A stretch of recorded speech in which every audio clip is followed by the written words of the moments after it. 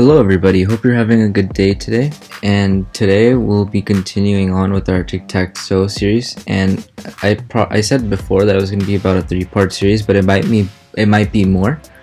But over the next few videos we're going to be building this GUI, and basically I'll just demo it here. So you can click on the squares, and first the O will go and then next X, and you can just play, and let's say O wins here. It will draw like a line to show where the three in a row are connected, and then it will say which player won, and it'll ask you if you want to play again. If you press no, it'll just quit the application, but if you press yes, it'll ask you and it'll give you a new game. So as you can see, we also have diagonal checks. So this is what we're going to be making over the next few videos. I hope you're excited, and let's get into it. Alright, so let's get started. So we're gonna make this using Java's AWT and Swing package, and so that's gonna be like our GUI packages. And as you can see, I have an empty folder here, and you might remember last time we created like a file for all the logic, but I don't have it here. But as you'll see soon, that we're sort of gonna reuse that. So if you have it, that's fine. I'm just gonna create a new file that's gonna handle all of that, and I'll explain that right here. So first off, we're gonna have a game.java class, and this class is basically gonna be like we're gonna have a main method, and everything's gonna run through this. Then we're gonna have a frame.java file, and this is gonna like create the Jframe, or basically our frame for the GUI. Then we'll have a board class, so this will like be responsible for handling our board. Then we'll have two like objects. One's going to be piece and one's going to be square. And the piece is basically, obviously, as you can tell, it's going to be like the piece, like the X or is O, and the square is going to be like each like square on the board. Then we're going to have, I'm just going to save these, and then we're going to have one more class, and this is going to be like where our main logic is, and it's going to be Tic Tac Toe. I'm gonna call it API.job. It's basically where like as I said before, in this class we're gonna have all the logic that we implemented sort of last time, but with a few differences, since we're dealing with objects. So let's get started with the main class, so the game class. So here, what we're gonna have is so we're gonna first start off by extending canvas. And canvas is like part of AWT, and it's like basically gonna give us like a place to draw stuff on. So I'm gonna do that. In fact, I'll import everything from AWT, and I could just import like one by one, but I don't really want to do that. And here it won't matter that much, because usually you don't want to do that for like speed and like just purpose of not importing everything, but here it doesn't matter. And we're gonna implement something called a runnable. And this is gonna basically allow us to create a thread. And what a thread basically is, it's basically like a sort of like a pathway or a path for our program to run through.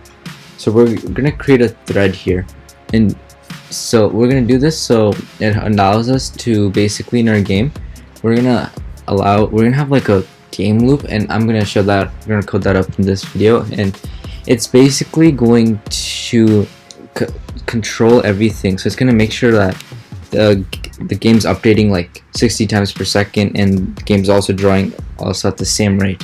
So it's going to basically allow the game to be smooth on all computers. And so here I'm going to just create a constructor, obviously, and also I'll write down all the fields that we need. So we're going to have a frame, obviously, right? So frame, and then we're going to have a board in here, and you'll see why in a moment, or soon I guess. And then we'll have a boolean that'll basically be like game running, so it's like the game going on, or if it's not. And if it's true, then we're gonna have our thread start, and then if it's not, we're just gonna end our thread, right? Because you don't want to have that running all the time. Then we're gonna have our thread, so it's gonna be game thread, and I need to import runnable and game thread here, so our thread. So I'm gonna, and these are from the lang java.lang packages, so I'm going to do thread, and then we're going to import runnable as well. It's from the same actually we could just do that, but I'm just going to import these one by one to show like, so it makes more sense. So runnable, and here we're getting an error because runnable has a method called run, and I'll just write that in actually right now. So void run, And in this method is where we're gonna have our game loop, our thing that basically helps us keep our game updating 60 times per second. Now let's just get rid of the main method because it's very simple actually. So we're just gonna create an instance of the game, and that's all we need to do actually, because we're gonna have synchronized methods, and which basically run right off the bat as soon as our thread is like starting, or if it's not started yet, it's gonna run it, and that's gonna be like where all of our stuff's getting controlled. So all we really need to do is just create an instance here, and we don't even need to actually assign it to like a variable. We could just do this, but I'm gonna do this so it makes more sense to everyone. So let's get started with the synchronized method. So we're gonna have a synchronized method, and all this is gonna do is it's gonna run at the same time basically, and it's gonna start. So I'm gonna call this start. So what this is gonna do is, and we're actually gonna call this start method from our frame, so that's why we don't really need to also do anything here. So, and you'll see that. So if the game is already running, then we don't really need to start it. So that's what this is saying. So if the game is running, so if this boolean is true, then we don't need to start our thread. That means it's already like going on, so we don't need to restart or anything like that. So if it isn't, which means it's false, then we're gonna make game starting true, and then we're gonna do our game thread is gonna equal to a new thread, and we want it to be on this class. So it's gonna go through this class, it's gonna run through the thread, and then we're just gonna start the thread. So we're gonna do game thread dot start, and that's it. That's basically our start method. We're also gonna want a synchronized end method, or stop method, I guess. You can call it either one, stop or end, it's up to you. I'm gonna call mine stop.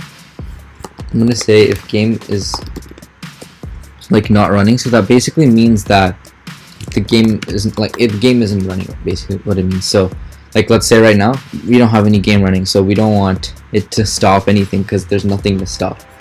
So if it is running, so we'll make game running false, so that means it'll get past this if statement if the game is actually running, and we're gonna make it false, and we're gonna put it in a try block, and we're gonna do game thread dot join. And what this is basically doing is it's basically sort of killing all the threads, and we want to try catch this because there's a chance of an exception occurring, and it's called interrupted exception, and there's a chance of this occurring, so we want to hopefully catch that, obviously. And we're just gonna basically print out like an error message if that ever was to happen. And why is this? Oh yeah, it should be game thread. So it should be game thread dot join. So it's basically gonna stop all the threads running in our game. So now let's get to the game loop. So this game loop is sort of complicated, and it's actually a very common game loop, so it's not like I created this right out of any someplace, and it's gonna seem very complicated. In fact, I'm probably gonna fast forward here, but I'll explain what this does in general, and you'll sort of understand it. But usually most of the time people just copy paste this because it's very like it's sort of hard to understand, and at the same time it's sort of like not really, it's unnecessary to understand because that's not like the main, like it's not even that big of a deal pretty much. So that's why I'm gonna fast forward over this.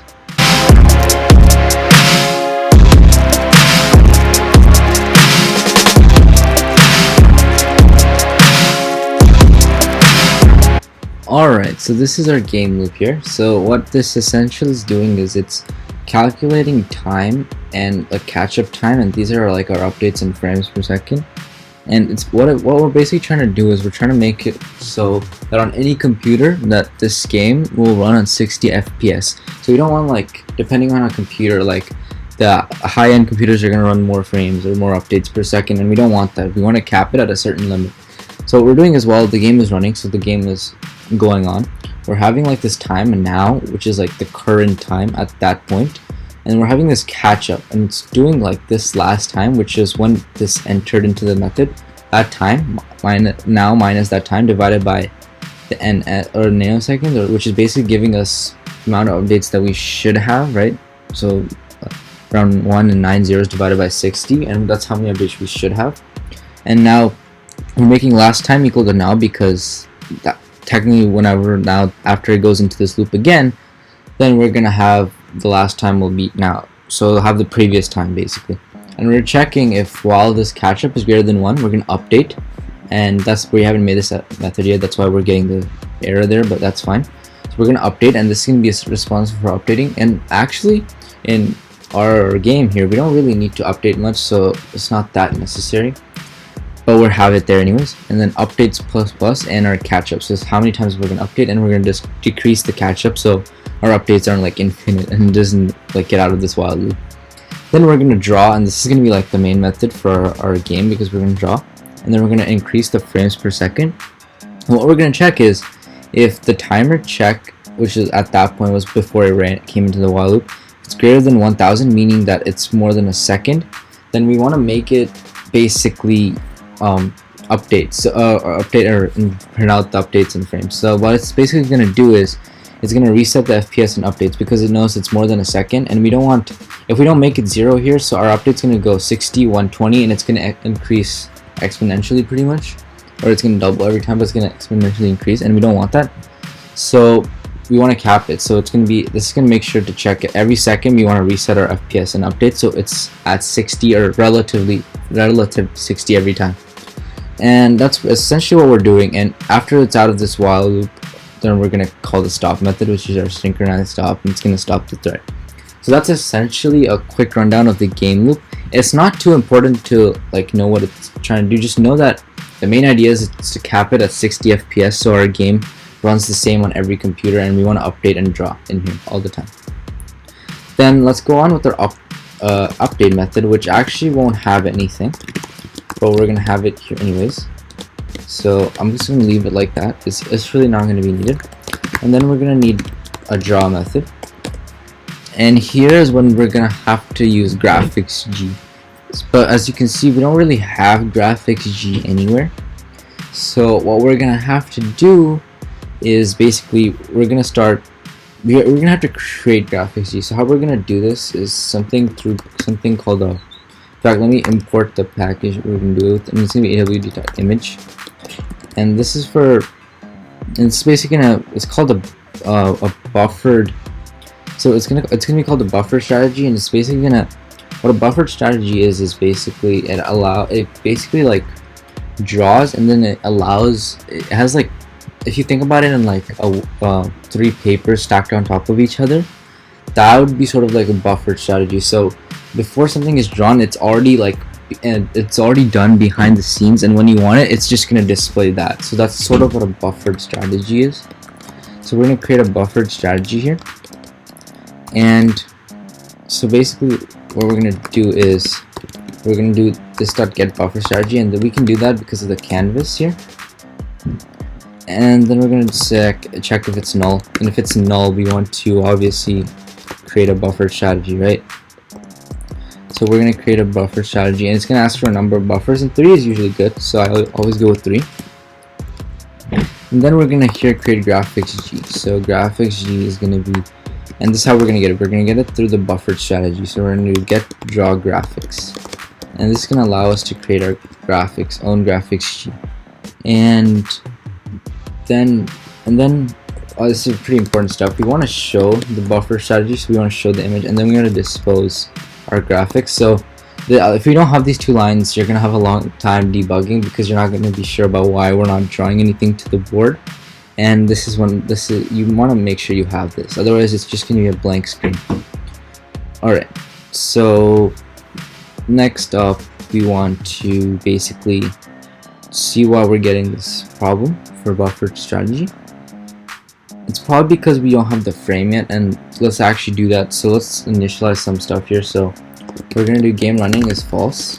So at the start we want obviously the game running to be false, and then we're going to make our frame, and it's going to be a new frame, and later we're going to pass our game object to the frame because we want to call the start method from our frame. So we're going to do that next. Then we're going to do board equal to new board, and that's all we need to do for now. So let's start with our frame method. Or frame class, not method. So frame class, we're gonna create a Jframe here. So I'm gonna import some of the packages that we're gonna need. So we're gonna need from the AWT path, we're gonna need dimensions, and this is gonna allow us to basically center our it's gonna allow us to center our, like, basically it's gonna allow us to set sizes, and it's also gonna be helpful for centering stuff, and you'll see what I mean by that. And then we're gonna, from JavaX, from swing, we're gonna import a JPanel and a JFrame. So those are the two things we want, and I'm writing them out here, even though in other places I didn't.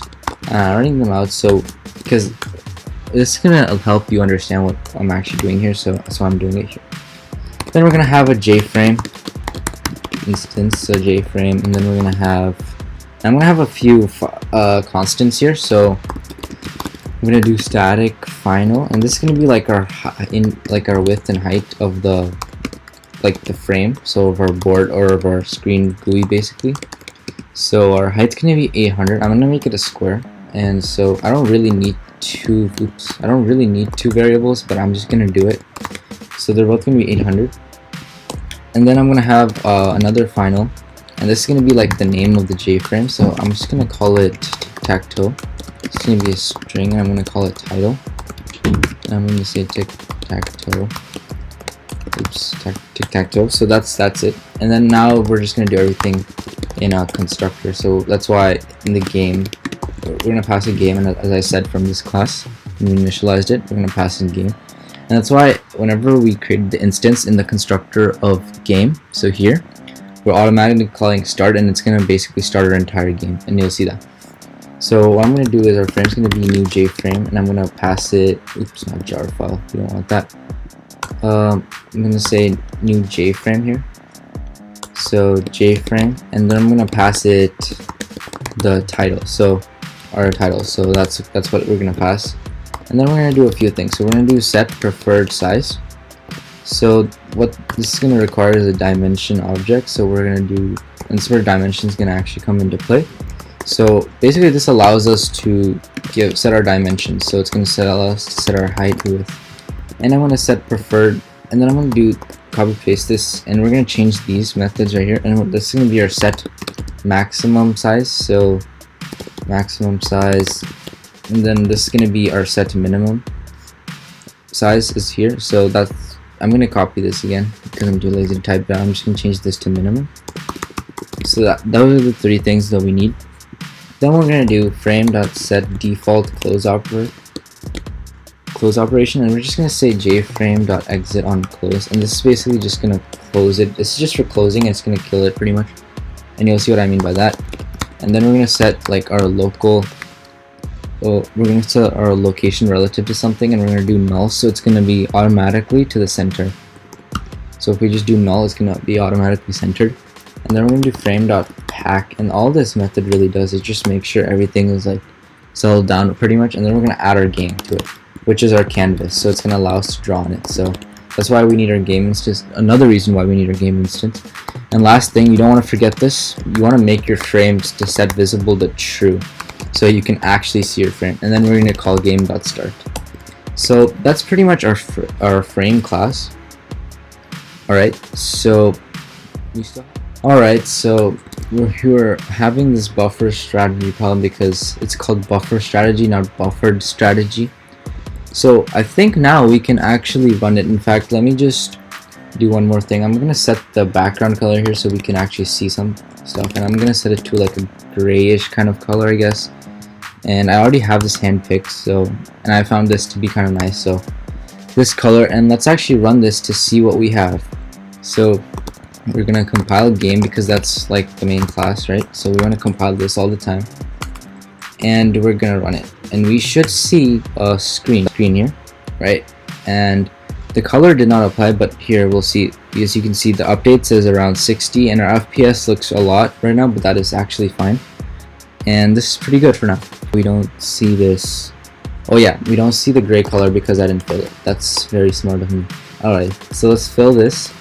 And since we made our in our frame, since we made our width and height static, I'm gonna just in final also, so I'm just gonna refer to them as like this.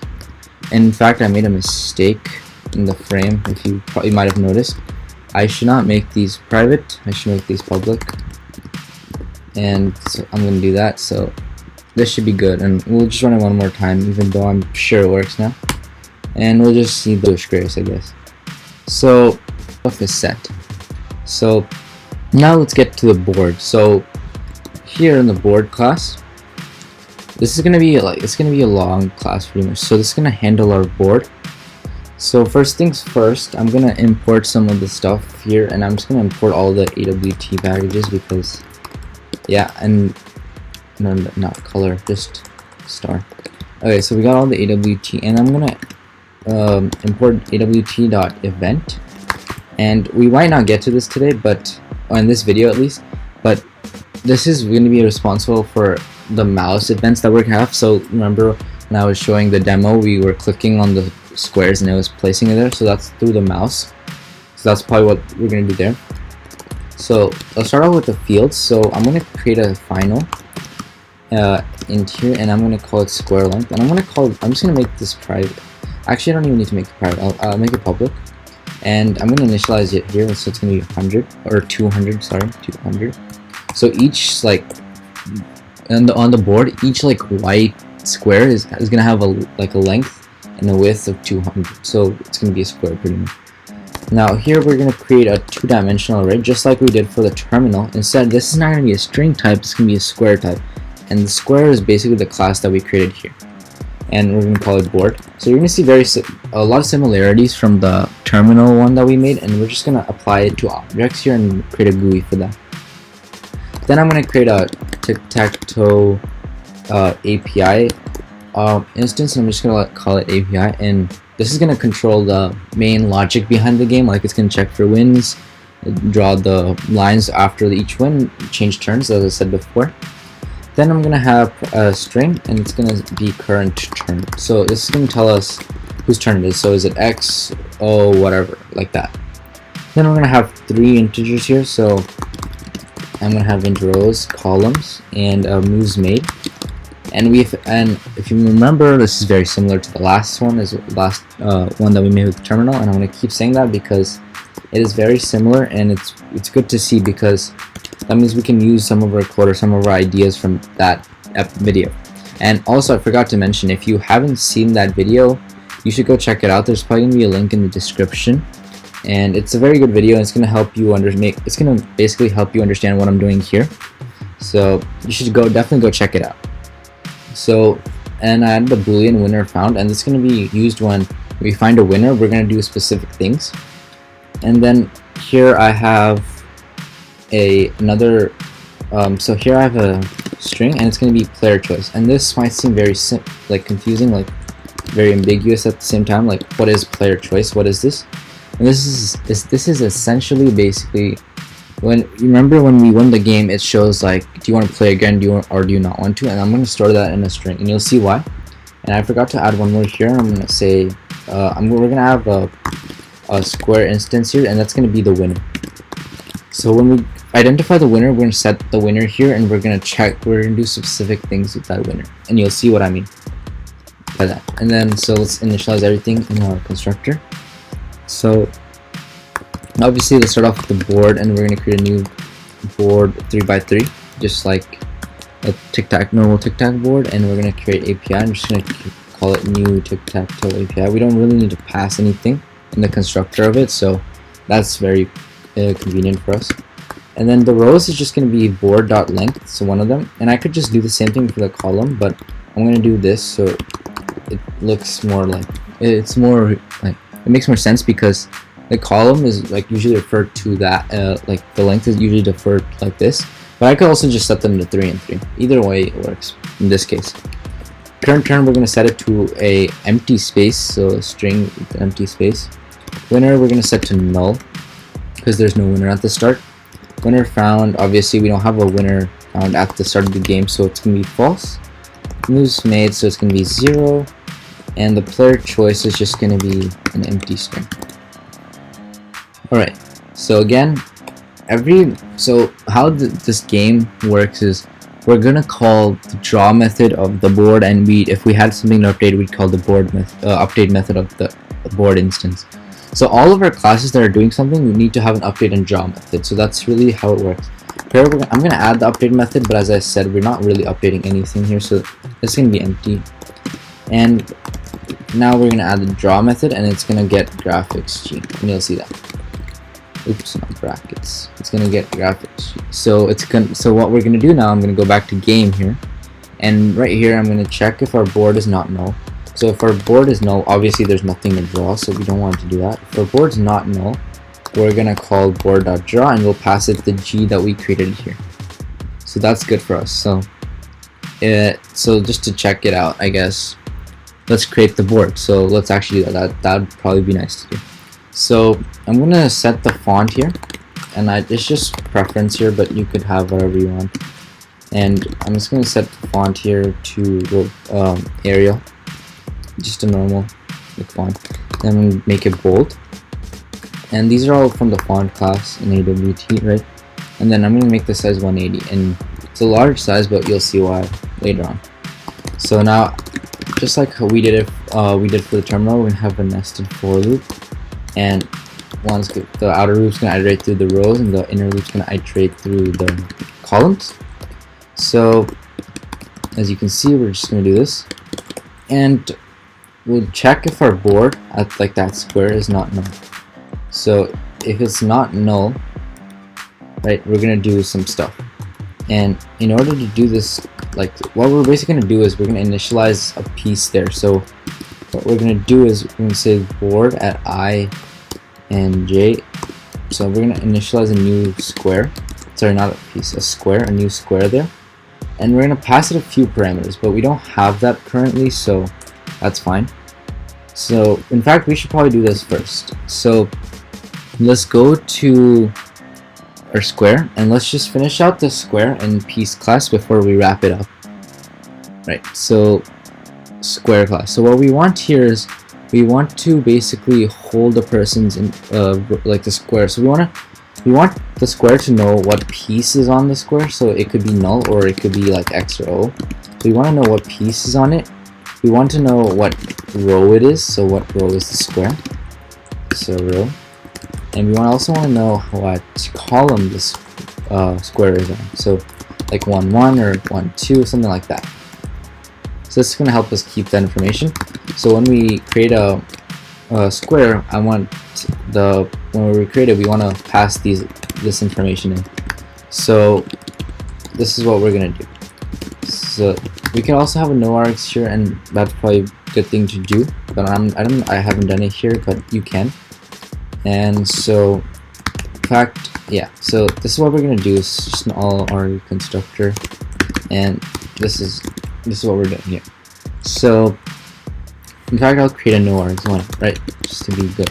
And we're just gonna initialize it to like a random, like invalid and kind of stuff. So, I'm just gonna make it null here. All right. So now we're gonna have a few getters and setters. I'm gonna kind of fast forward through this because it's not very interesting.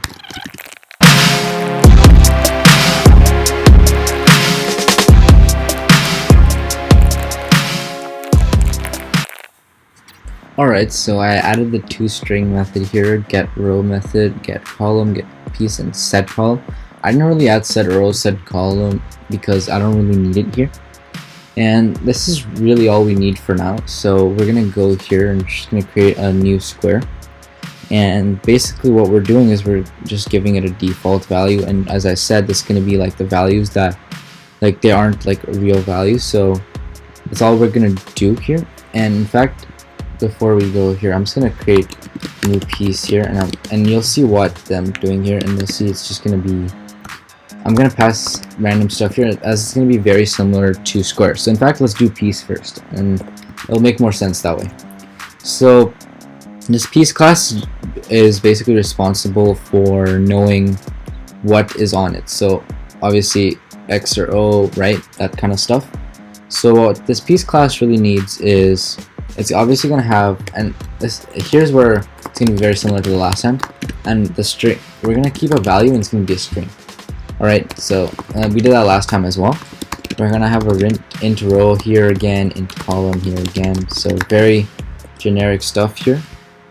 Then I'm going to have a no args constructor, and it's going to initialize stuff to basically, it's going to initialize stuff to like invalid stuff. So we really want to use the all args constructor as we saw in the square class, and now we're seeing in this class. So our value is just going to be like an empty space. Oops, space.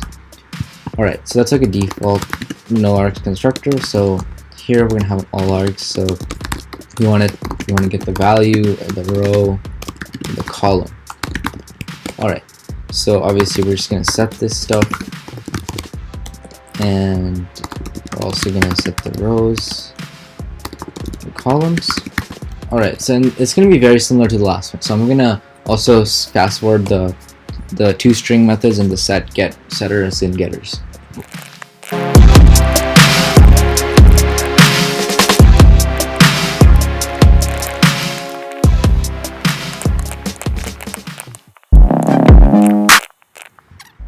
Alright, so I have the two string method here. We're just printing out the values, so the X or O.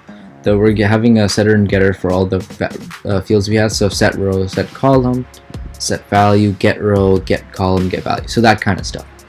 So going back here to the board class. So in board, all we want to do is we're gonna here. So where we create the new square. Let's go to the new square. So we're just create a new piece here. I'm just gonna give random values, as I said.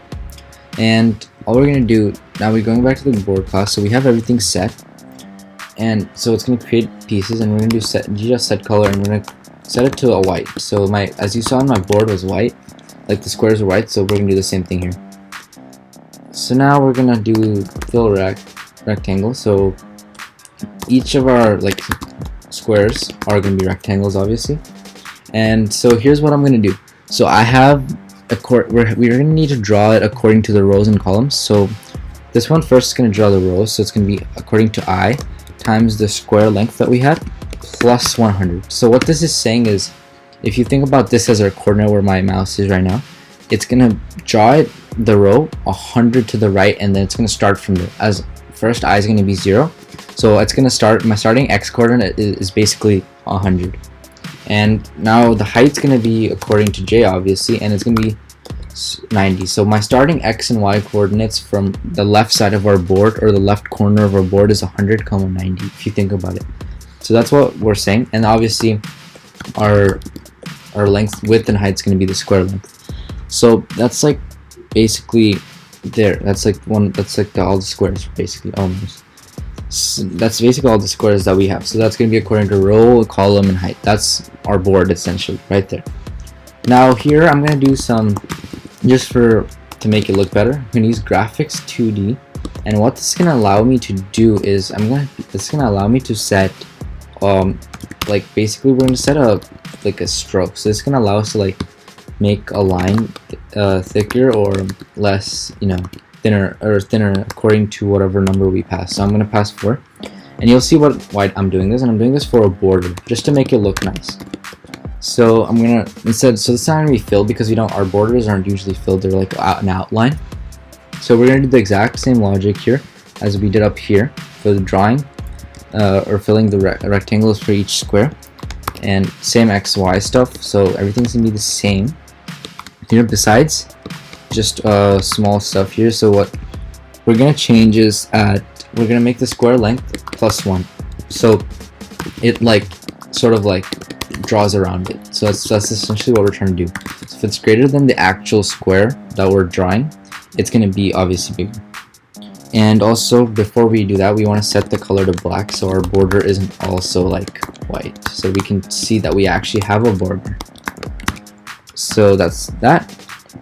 Then last thing, we're just gonna basically going to draw every single, and you'll see this will make more sense when we actually have pieces, but we're going to draw all the pieces. So what we're going to do is board ij, and then we're going to do .get piece. So that's why we had our getter for that. So we're going to get the piece on that square here, and then we're going to do that piece .get value. So we're going to get X or Y. So sorry, not get piece, get value. So it's going to give us an X or Y, and this was done in the piece class. Get value, and then we're doing get piece here. So we're getting the piece instance dot, sorry, that was set. Yeah, so sorry, get piece, and then we're doing dot get value. So we're getting the value on that square. So that's what we're getting. And then we're gonna do some math here. I've already done it for you, so it's gonna help us center it. So I got like plus 95, and basically doing the row times the length of the square plus a certain value, and then the square length divided by 5. And yes, I know the square length is a final constant, so it should probably be capital, but I forgot to do that here, but we can change that later on. And same thing for the y as well, so it's going to be some constant divided by the square length divided by 2 here. And I've just like sort of tried around with the basically played around with the numbers and figured this out, so that's what I got here. So there we go, so we got that. And lastly, I'm just going to draw a small thing here, and I'm just going to do it it's basically going to be like our welcome to Tic Tac Toe, that kind of thing.